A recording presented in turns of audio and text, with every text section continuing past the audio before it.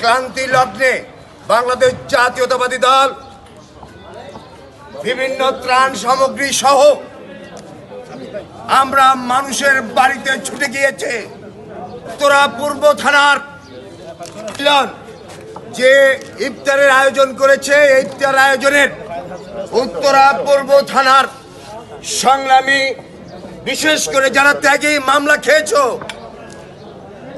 নেতারা, যারা বাসায় ঘুমাতে পারোনি, তাদেরকে এখান থেকে দেশ নেত্রী বেগম খালেদা জিয়ার পক্ষ থেকে লাল গোলাপ শুভেচ্ছা। সারা বাংলাদেশে তারেক রহমানকে ঠেকানোর জন্য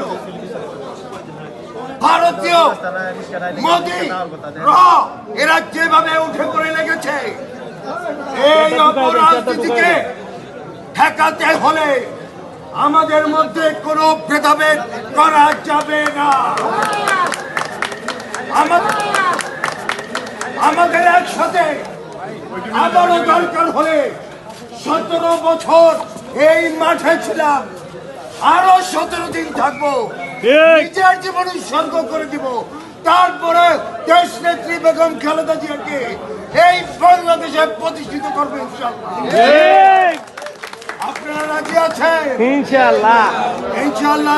প্রত্যেকটি জায়গায় অতন্ত্র প্রহরীর মতো রাস্তায় দাঁড়িয়ে থেকে আমার গণত্যাগ না হয়, ওই ওরা যেন করতে না পারে, সমাজ করতে না পারে।